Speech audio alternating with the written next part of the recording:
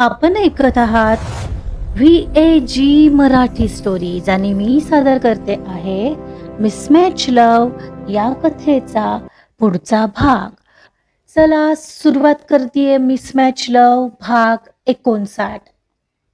परिस्थिती हाताबाहेर जात आहे पाहून कार्तिकने अत्यंत सावधपणे गार्गीचा हात पकडून तिला थोडं बाजूला घेऊन आलेला आणि रागावर कंट्रोल ठेवत अत्यंत खालच्या आवाजात तिला ताकीद देत म्हणाला, इथे तमाशा करणार नाहीयेस गार्गी, आपण रूमवर गेल्यावर बोलू. कार्तिकचा आवाज जरी शांत होता तरी त्यात एक प्रकारची जरब होती. गार्गीने आपला हात त्याच्या पकडीतून सोडवून घेतला नाही, पण तिच्या शरीरातून रागाची एक लहर धावून गेली. तिने त्याच्या डोळ्यात डोळे घालून पाहत त्याला जळजळीत प्रश्न केला, याचा अर्थ तू मला त्या रात्री खोटं बोललास? तिथं फर्नांडिस यांची मीटिंग वगैरे नव्हतीच, बरोबर ना? गार्गी प्लीज, आत्ता हा विषय इथेच स्टॉप कर कृपा करून. सगळे आपल्याकडेच बघत आहेत.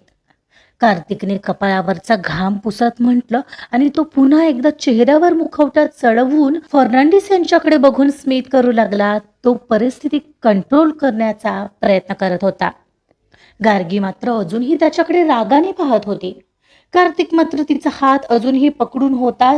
समोर असलेल्या लोकांकडे हसून पाहत होता, पण गार्गीच्या डोळ्यांसमोर मात्र त्या रात्रीचे यॉटवरचे प्रसंग आणि त्यानंतर त्या सकाळी तिचं विवस्त्र असणं, ज्याची जाणीव ही तिच्यासाठी घृणास्पद होती, ते सगळंच एकामागोमाग एक असं फिरू लागलं.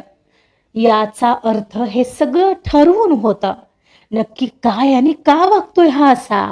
म्हणजे याने ठरवूनच त्या दिवशी मला यॉटवर नेलं आणि मग खोट्याच मैत्रीचा हात पुढे केला आणि मग त्या रात्री माझ्यासोबत.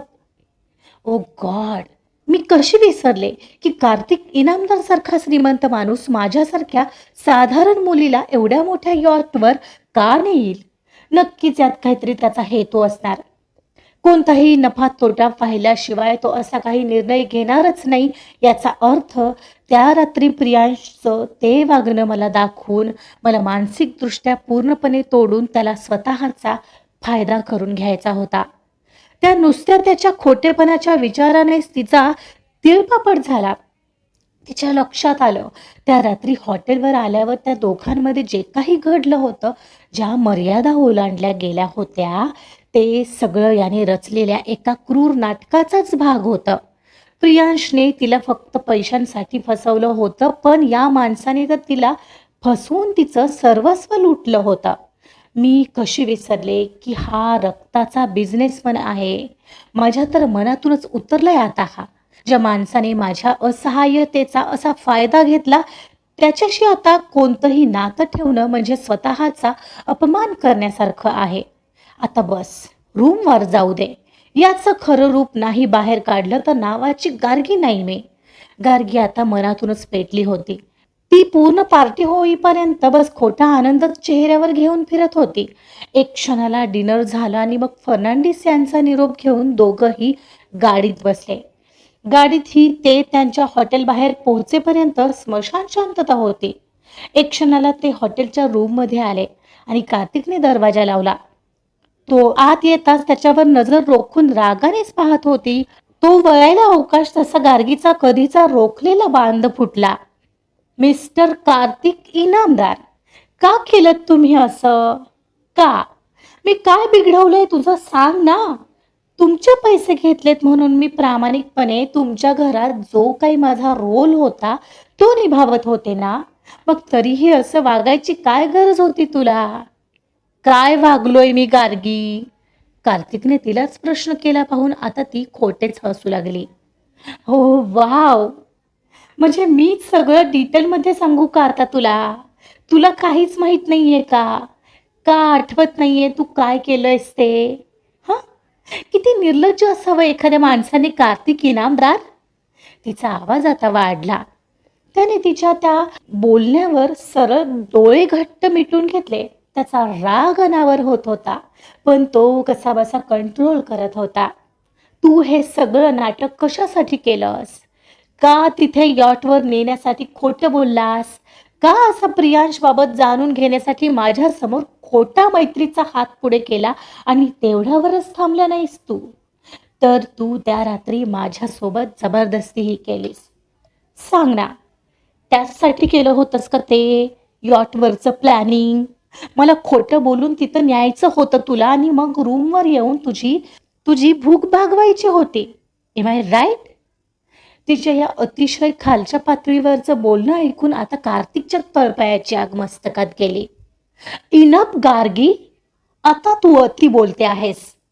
डोळ्यांचं पातळ लवते तोच त्याने एकदम तिला रागाच्या भरात भिंतीत रेटलेला. का आता सत्य झोंबलं वाटतं तुला? पण माझं आयुष्य तर खराब केलंयस तू मिस्टर कार्तिक. तुझ्या इतक्या स्वार्थी आणि संधी साधू माणूस मी कधीच आयुष्यात पाहिला नाहीये. संधी साधू नाहीये हा मी गार्गी. आणि तुला काय वाटलं की तुझ्यासोबत संधी साधेल का मी? अगं आहेस कोण तू? एक फालतू मध्यमवर्गीय मुलगी जिला साधं भावाचा ॲक्सिडेंट झाला तर त्याच्या हॉस्पिटल खर्चासाठी पैसे नव्हते, तुझ्यावर संधी साधू मी. आणि तुझ्या माहितीसाठी, तो एकदम तिच्या जवळ येत आणि डोळ्यात डोळे घालत म्हणाला, मी मी ठरवलं ना, तर आत्ता मला हवं ते मिळवू शकतो. या क्षणाला माझ्याकडे अधिकार आहेत, पैसा आहे आणि ताकद सुद्धा. तुला मिळवायचं तर माझ्या फक्त मनात यायला हवं बस. दुसऱ्या क्षणाला माझ्या बेडवर असशील. पण त्याचे ओठ आता रागाने थरथरले. पण काय? याचाच अर्थ या ताकदीच्या आधारावर तू जे वागलास ते सत्य होता आणि माझ्यासमोर तू आता कसा बरोबर आहेस हे सिद्ध करतोयस. तर मिस्टर कार्तिक, मी तुला चांगलंच ओळखलंय. पैसा, प्रॉफिट आणि स्वार्थीपणासाठी तू कोणत्याही थराला जाऊ शकतोस हेच खरंय. म्हणे आता माझ्या बेडवर असशील. काही खाऊ आहे? हिंमत कशी झाली तुला माझ्याबद्दल असं बोलण्याची? तिच्या डोळ्यात आता आग होती. यू ॲरोगंट गर्ल, माझा संताप वाढवू नकोस. तो एकदम तिला रागात बेडवर घेऊन आलेला. माझ्यावर खोटे आरोप करत आहेस वाटतील ते बोलून. आता आत्ता दाखवू शकतो मी काय करू शकतो. बघायचंय? तो तिच्या अगदी जवळ येऊन संतापाने आगोकत होता. ती खाली होती आणि तो वर, आणि तिचे दोन्ही हात त्याने त्याच्या बलदंड हाताने लॉक केले होते. दोघांच्या नजरेत राग होतं, टशन होतं आणि त्याचं असं रानटी वागणं पाहून आता तिच्या डोळ्यात पाणी तरळलं होतं. तो द्वेषाने तिच्याकडे पाहत होता, पण त्या क्षणाला एक अश्रू तिच्या डोळ्यातून बाजूला ओघळला तसं त्याचं मन पाघळलं. हो, हेच हेच तुझं खरं रूप आहे. कर ना, कर. तुला हेच हवंय तर मिस्टर कार्तिक इनामदार, उरला सुरला आदरही आता नकोच मनात शिल्लक राहायला मला तुझ्याबद्दल. कारण पैसे घेतलेत मी तुझे, हे पक्क लक्षात आहे माझ्या. आणि ते पूर्णपणे फिटेपर्यंत मी तर तुझ्या हातची भावली आहे ना. तिच्या जडावलेला आवाज बाहेर पडला. Mind your language Gargi. पैसे घेतलेत आणि म्हणून हे तू जे काही विचार न करता बोलतेस ना, त्याने डोक्यात जात आहेस माझ्या. आणि हो, मला हवं ते करू शकतोच मी, अगदीच करू शकतो. पण मला करायचं नाहीये, समजलं ना? म्हणत तो एकदम बाजूला झाला आणि उठून बसला. आणि गार्गी प्रधान, जबरदस्तीच करायची होती ना तुझ्यावर, तर ती त्याच दिवशी केली असती जेव्हा तू माझी बायको म्हणून माझ्या घरात आली होतीस. पण तसे संस्कार नाहीयेत हा माझ्यावर. म्हणत तो सरळ उठला आणि तिथून जोरात रूमचं दार उघडून बाहेर निघून गेला. गार्गीचा श्वास चढला होता. तो जाताच ती उठून बसली होती. कार्तिक ज्या प्रकारे दार जोरात आपटून निघून गेलेला त्या आवाजाने गार्गीचं अख्खं शरीर शहारलं होतं. रूममध्ये आता फक्त तिच्या जोरात चाललेल्या श्वासांचा आवाज येत होता. ती तशीच बेडवर बसून राहिली होती आणि आता या रूममध्ये काय घडलं ते आठवून तिचं डोकं पूर्णपणे बधीर झालं होतं. ताकदीच्या जोरावर त्याचं तिला असं बेडवर घेणं आणि तिचे हात इतक्या घट्टपणे पकडणं आणि त्याच्या डोळ्यातला तो राग, जणू त्या क्षणाला तो काहीही करू शकत होता तिच्यासोबत. आणि याच विचाराची भीती तिच्या मनात अजूनही भरून राहिलेली.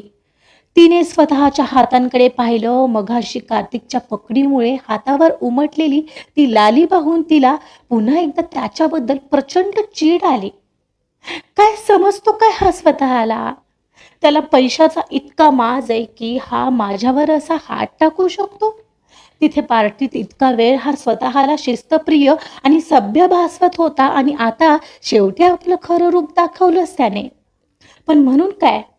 केवळ पैसे दिलेत म्हणजे याला माझ्या शरीरावर अधिकार गाजवता येईल असं वाटतंय का याला? आणि वरून वरून मलाच फालतू आणि मध्यमवर्गीय म्हणून हिणवतोय. इतका नीच आणि अहंकारी माणूस मी आजवर पाहिला नाहीये. तिचा राग अनावर होत होता.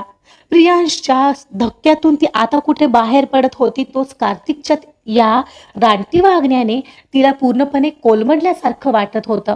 तिच्या डोळ्यातून एकदम पाण्याच्या धारा लागल्या होत्या. तिला आठवत होता त्याचा काही क्षणांपूर्वीचा तो रागीट चेहरा, त्याचे ते विस्फारलेले डोळे. तिला वाटत होतं की कार्तिकने आज असं वागून तिच्या मनात होता नव्हता तेवढाही आदर संपवलाय. ती बराच वेळ तशीच शांत बसून राहिलेली. डोक्यात उलट सुलट विचार येत होते, पण तिच्या लक्षात हे येत नव्हतं की कार्तिकचं आत्ताचं वागणं हा त्याचा स्वभाव नव्हता, तर ती तिच्याच अविचारी बोलण्याची एक बस प्रतिक्रिया होती. ती आता उठून तडक गॅलरीमध्ये आली आणि बाहेर बीचवर खळाळलेल्या अंधारातील समुद्राकडे पाहू लागली. दूरवर काही लाईट्स दिसत होते आणि तिथे तिला कार्तिकची आकृती दिसली. हो, तो कार्तिकच असावा. खाली रागाच्या भरात मघाशी निघून गेलेला, जो तिथं आजूबाजूला असणारे दगड समुद्राच्या दिशेने भिरकावत बहुतेक त्याचा राग काढण्याचा प्रयत्न करत होता. बाहेरचं ते दृश्य पाहताना तिचं डोकं आता हळूहळू शांत होऊ लागलं. मघाशी घडलेला तो एक एक क्षण तिच्या डोळ्यांसमोर पुन्हा रिवाइंड होऊ लागला. तिला आठवलं, कार्तिक मघाशी तिच्या अगदी जवळ होता. इतका की त्याचा श्वासही तिला चेहऱ्यावर जाणवलेला. त्याने तिला बेडवर रेटलं होतं. तो तिच्यापेक्षा कितीतरी पटीने ताकदवान होता. त्या बंद खोलीत सगळी परिस्थिती त्याच्या बाजूने होती व त्याच्याकडे पूर्ण संधी नव्हती का? त्याने ठरवलं असतं तर त्याने स्वतःची भूक नक्कीच भागवून घेतली असती, पण त्याने तसं केलं नाही. तिने डोळे मिटले. तिला तो क्षण स्पष्ट आठवला जेव्हा त्याने तिला सोडलं होतं. तेव्हा कसं चिडून तिला झिडकारलेलं. काहीतरी वेगळंच वाटलेलं त्या क्षणात. काय ते माहीत नाही. गार्गी, तू चुकीचं समजतेस का त्याला? थोडा विचार कर ना. रागाच्या भरात काहीही करता येत होतं मघाशी त्याला, पण त्याने केलं नाही. हेच खूप मोठं नाहीये का? नाही.